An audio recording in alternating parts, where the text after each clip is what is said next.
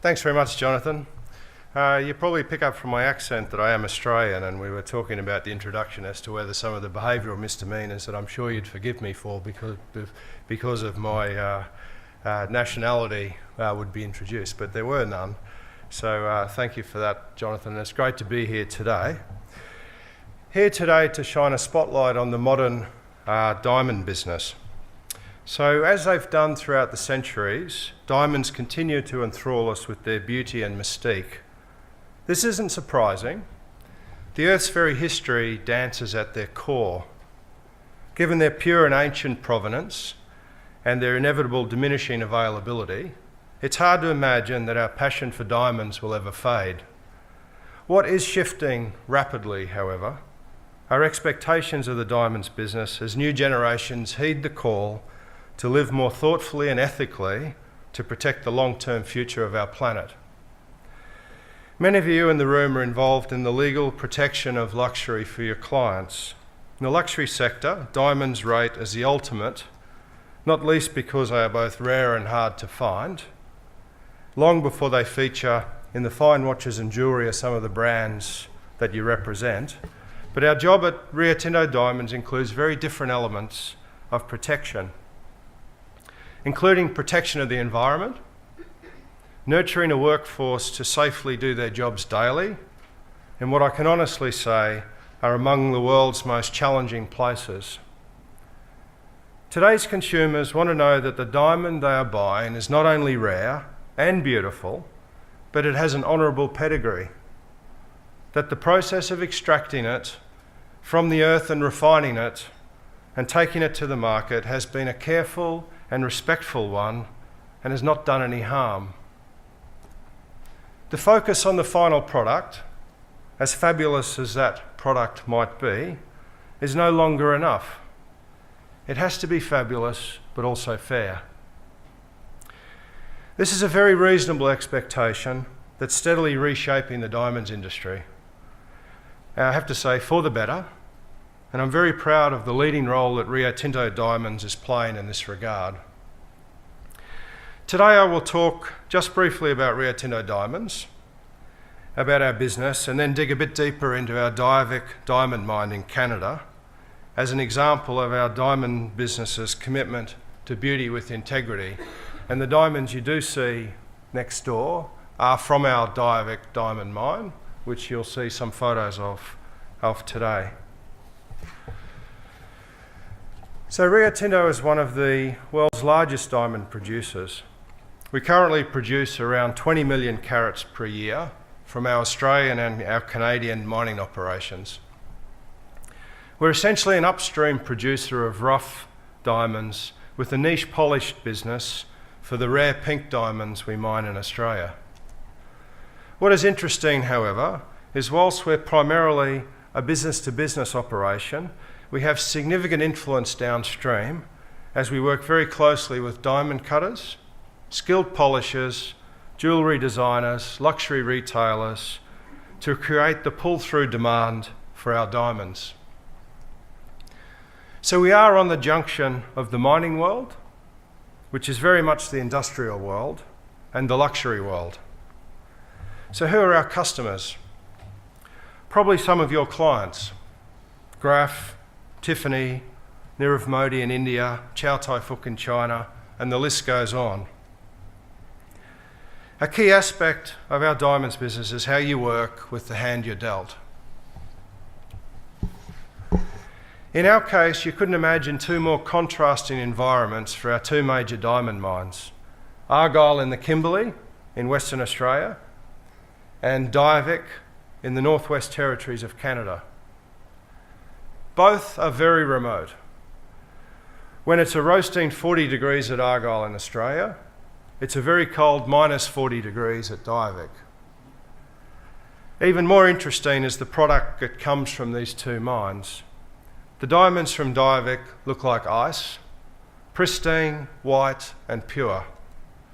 The product that comes from Argyle in Australia looks like the earth, browns, pinks and occasionally rare reds. The marketing story that sits behind our diverse productions is for another time. What I want to stress today is the unilateral importance of provenance and how increasingly the value of a diamond is tied to where and how the diamond was mined, how it was cut, how it was polished, and the process of bringing it to sale. Today's consumers want to be able to hold their diamonds up to the light. At Rio Tinto, we value the diverse landscapes that are home to our operations. They are not only the very lifeblood of our business, but they're precious resources themselves. Being allowed to mine is a privilege, and we honour that by working respectfully and in keeping the long-term future of these national treasures in themselves. Let's now look at this in practice with our Diavik diamond mine, up far above the snow line. Known as the Barren Lands, located 220 kilometres from the Arctic Circle, the birthplace of our Diavik diamonds is beneath a frozen lake in one of the world's most delicate ecosystems. I've travelled to the Diavik mine many times. I'm still not immune to its beauty, to the profound forces of nature, the sheer scale of the landscape, and to the miraculous story of its buried treasure. Whilst Diavik diamonds are 2 billion years old, it was only relatively recently that they were discovered. And then it took some more time and considerable fortitude, finesse, and technology to recover them from their icy home. Establishing the mine infrastructure in the pristine subarctic landscape with minimal impact was perhaps the first demonstration of innovation. Mining could only safely operate at Diavik if the waters of Lac de Grasse could be held at bay with certainty. So a unique 3.9 kilometre rock-filled dike had to be built into the lake. The new and innovative engineering technologies were developed to achieve this task, received Canada's highest award for engineering excellence. In another feat of ingenuity, a brief seasonal ice highway operating 8 weeks per year and bridging frozen lakes and portages was created to transport absolutely everything required for a 24-hour-a-day, 7-day-a-week, 365 days a year underground mining operation, and the home of over 900 people who work in shifts at Diavik. It's used each year for the vital resupply artery to truck in the infrastructure in the Diavik community. Everything, including every chopped banana on hot porridge eaten by a miner before his or her shift, goes up that road. And everything, including that banana skim, comes back down. And then there's the wind farm that on a strong day can power half the site's energy needs. Looming 100 metres above the flat, barren, icy landscape, Diavik's 4 9.2 megawatt wind turbines are towering evidence of the mine's commitment to sustainability. Given the isolation of the mine site and its extremely cold climate, the $31 million project presented a number of knotty transport, construction and engineering challenges, and of course no guarantee of success. Innovative ways were found to prevent the turbines from freezing into inaction in temperatures plummeting below minus 40 degrees. 4 years later, the wind farm is significantly reducing the mine's carbon footprint. Diavik now operates the world's largest wind diesel hybrid power facility at its off-grid mine site and is a world leader in delivering cold climate renewable energy.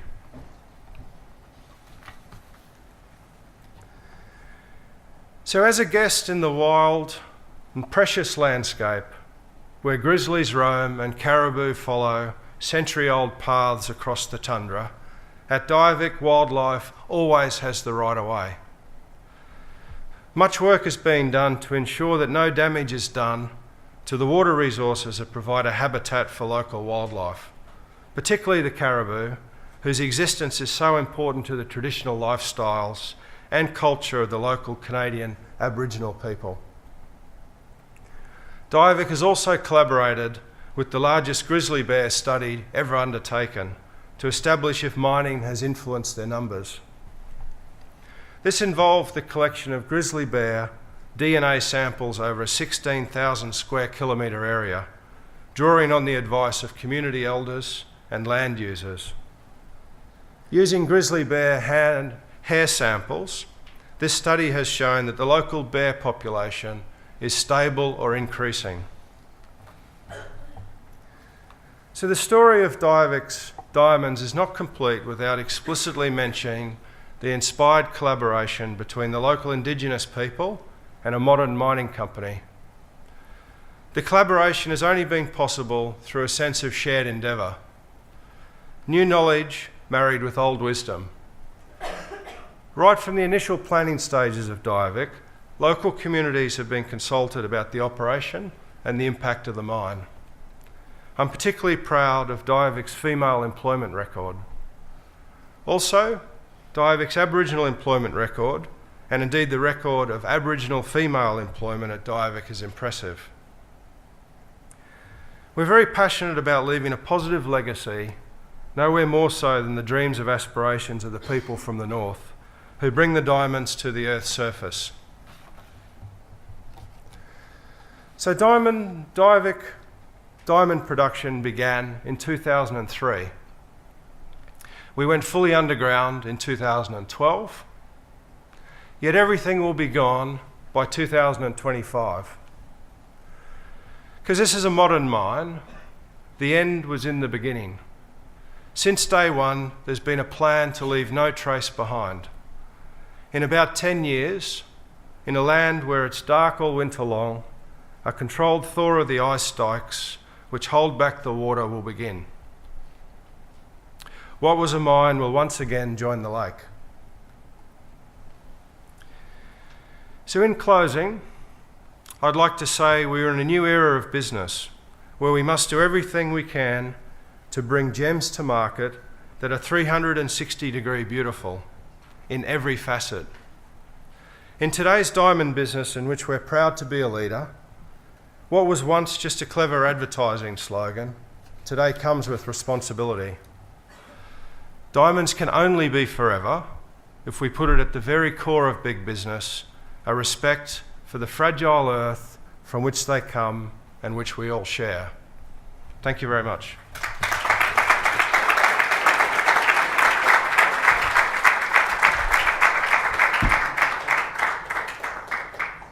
So I'm just going to ask Alan one question, because I just started this in the coffee place where I want to hear the full answer.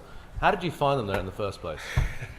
Because it's not the obvious place to look, is it? I'll pop up to the tundra and see if I can find some diamonds. Finding them is actually one of the most amazing stories of geology. So there are some very talented geologists in the world, and they came looking for diamonds is very scientific because they're indicator materials, garnets and the like. And what we're trying to find is actually the source of the diamonds, because economically that's what you need to develop the mine. So geologists came up with a theory that the indicator materials were being dragged down from a glacial movement over many, many hundreds or billions of years. So they mapped the glacial melt and then trekked up and drilled over winter. And fantastically, they had a final campaign, where they were testing their geologic theory. They had enough money for 3 holes. We rationed money, like everyone. They had enough money for 3 holes. They did the first 2; they were dry. The third one drilled through this. Just amazing. Brilliant. Thank you very much. Third time lucky. How many times have you heard that one?